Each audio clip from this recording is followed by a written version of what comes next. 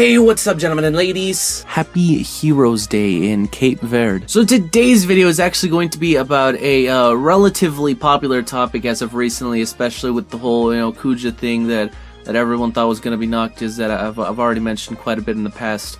Not really going to repeat it here. Specifically, though, today I wanted to ask the question of when this potential new Dissidia could be coming to the PlayStation 4, or, more specifically outside of Japan. Now, there's actually several reasons why the game has not come out outside of Japan already. So to start off, obviously, the game is kind of in arcades right now. Like, I know that some of you guys might be thinking, yes, there is arcades in the US and Europe and like Australia and other places, but they're definitely not even close to being as big as the ones that they have over in Japan, or as popular either. And Square doesn't really want to do it if they're not going to get their money's worth. I mean, the newest theater rhythm, I always have a hard time pronouncing this, but yeah, the newest Final Fantasy rhythm game that was also for arcades did end up getting brought over to the US a couple months back, if I recall correctly. It's actually kind of funny how many similarities there is between the Theater Rhythm one and the Dissidia one, because the first two Theater Rhythm games were in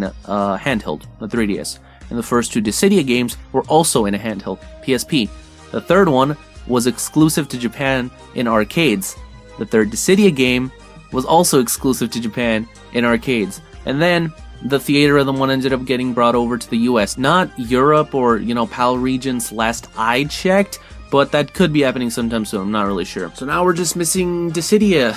Any day now, Square. Now, as I have mentioned before, it is worth pointing out that when Dissidia first came out back in November of 2015, they had a deal going on with the arcade company. I forget the name off the top of my head, I'm sorry guys. Basically saying that the game would stay arcade exclusive to them for 1 year, because those greedy bastards wanted to have the exclusivity. Good job, you got it. It's been a year though. Just let us play it, please. Obviously that contract, I guess, expired November of 2016, and it's been a couple months now, Square. Don't know what you're waiting for. Actually, that's a lie. I do know exactly what they're waiting for. They want to release all of the characters probably before the game actually comes out, presumably on PS4 and hopefully in the West. Now, I'm not even gonna lie, it's kind of dumb the way that they handled the whole character situation. Like, I get what they were going for. Everybody wants to do the Smash Brothers style of character reveals nowadays. They did it with Hyrule Warriors, and now Square's doing it with Dissidia, but it's just not gonna work as well as it did with Smash, guys, because not as many people care, let's be frank. Another Fire Emblem character out of what? 6 Fire Emblem characters? My dick! My ass! That being said, after the original 14 characters that were revealed along with the actual reveal for the Dissidia game itself, we have been getting characters left and right, all the way from Sephiroth and, actually, no, we have not gotten Ultimecia, I don't know what the hell I'm talking about, to characters from Duodecim like Kain, and even some new ones like Ace and Ramza. However, it's worth pointing out that even with all of these reveals, basically since the game came out, like back a year ago, actually over that at this point, we're still missing, and I actually went and counted, 12 characters from Duodecim. Some of them even from the original Dissidia, because we still don't have all of the main villains yet. In case anybody is wondering, the 12 that we are actually missing are the Emperor from FF2, Cloud of Darkness from FF3, Golbez from FF4, X-Death from FF5, Gilgamesh, specifically the FF5 version, Tifa from FF7, Ultimecia from FF8, Laguna from FF8, Jack from FF10, Yuna from FF10, Prish from 11, and Gabranth, I think that's how you're supposed to pronounce it, from FF12. And that's not even counting characters that aren't really technically fighters, like Aerith or Ares. I'm not gonna start that right now. And of course, any potential new characters, Noctis. Do it now, Square. Even if we were to get one Dissidia character announcement every single month from now on, that still would be over a year away. God, this is so depressing to think about. Now, what they could end up doing is, I'm not really sure how it works in the original arcade version, because obviously I have not played it because I don't live in Japan, but I'm assuming that all of the characters are kind of just unlocked, by default, because it wouldn't make sense for an arcade game to require unlocking characters, because, it's not your game, and it's just kind of there in the arcade, and it's kind of dumb if you want to play as one and it's not unlocked and you have to sit there and pay money to play it. just so you can play as the character you want. Although again, I'm not really an arcade person, maybe that is how it works, I don't know. However, presumably in the PS4 port that we would eventually end up seeing, you would have to unlock some of the characters, and maybe, just maybe, they'll leave a group of them unannounced officially before the game came out as like sort of secret characters, I guess, for us to unlock and, you know, find out without them really needing a reveal to themselves for the character. It's just kind of a secret character, quote unquote, like the one secret character from Duodecim. That, and they could also, well, I mean, obviously they'd have to work on dubs for other languages. I'm not actually sure if Dissidia was dubbed in languages other than English and Japanese, obviously, but if not, at the very least an English dub they would have to work on, which I'm assuming is not probably that hard to do, especially because they've had so goddamn long to do it. But still, maybe some extra mode, Square, you know, like a regular 1v1.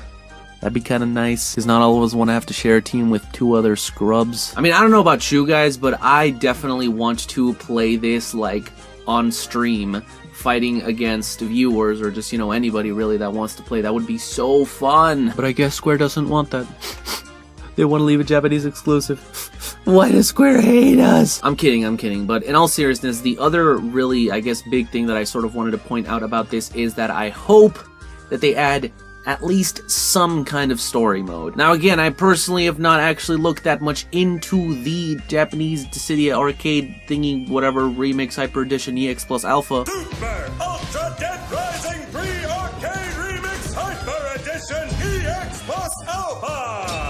And for all I know, maybe there is some kind of story mode. Again, for an arcade game, doesn't really make that much sense, to me anyways. But the first 2 Dissidia games definitely had their own story, and for those of you that are not aware of this, it's actually canon. Like, yeah, in the official Final Fantasy mythology of the entire universe, Dissidia is actually canon. So yes, all of the Final Fantasy games are actually connected. Maybe not, you know, in the same time periods, in the same worlds, in the same really anything, but they do exist in the same existence, if that makes any sense. So to all of those people that say that every Final Fantasy has nothing to do with each other, you're wrong. And I guess this game also adds Final Fantasy Tactics and Type 0 into the mix, although Type 0 was pretty much already confirmed because Type 0 is a part of 13's universe, and 13 was a part of the original universe for Duodecim specifically, because it wasn't in the original, because Final Fantasy 13 was not out at the time. Speaking of which, I am really curious as to if they are going to continue the story from the first 2 games,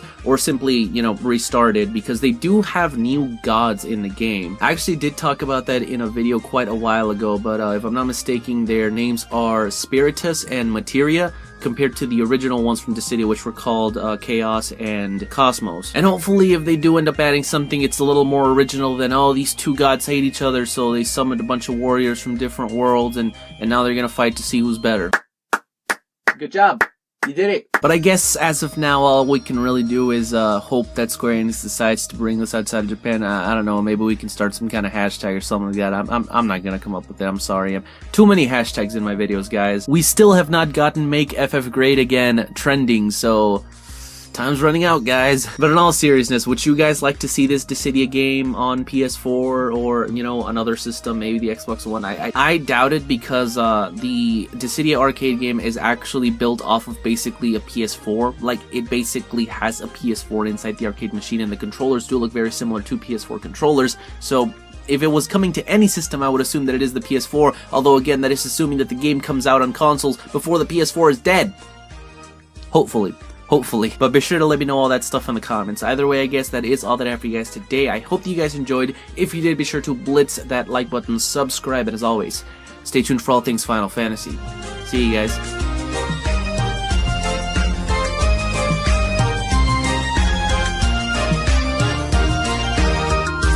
Oh my god, female! Yes, waifu! Waifu! Waifu! Waifu! Waifu!